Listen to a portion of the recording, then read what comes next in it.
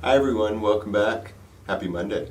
Today we're going to talk deep about contract terms. We're going to really delve into what an executed contract is, what an offer, acceptance, counteroffer, and revocation are.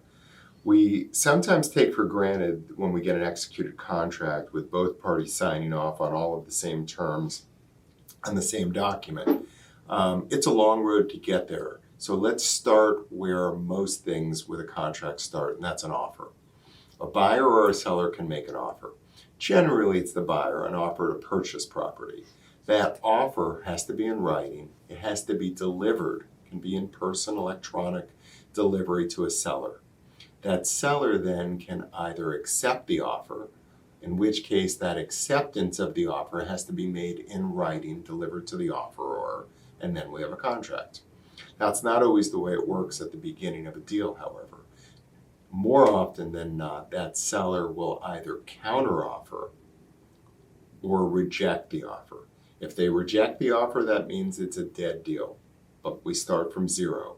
But oftentimes we'll have a counteroffer, price increase, term change, and that counteroffer by the seller back to the buyer is then considered an offer. The buyer then has the table turned on them. They can either accept, reject, or counter back. But if they accept, that acceptance has to be done in writing and conveyed to the offeror. If not, that offer or counteroffer can be revoked by the offering party if it's done prior to the acceptance of the offer.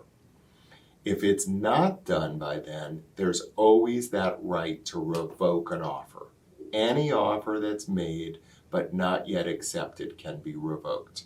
So it's important to understand that everything must be in writing under Florida's statute of fraud. We can't have any interest in real property that's not done in writing.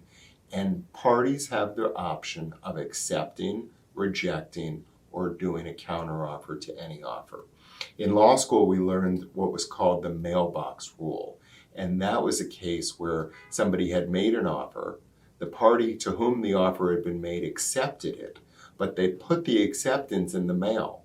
The snail mail took so long that by the time the acceptance got to the offeror had conveyed their revocation of the offer. There was a big case, and ultimately it was decided the mailbox rule is not the way to go. Don't send your acceptances through the mail for fear of them being revoked first. So be conscious of what's involved in getting a deal done, get it all done in writing, and know your rights and obligations as a buyer or seller or as an offeror or an offeree. Thanks for joining us. Bye-bye.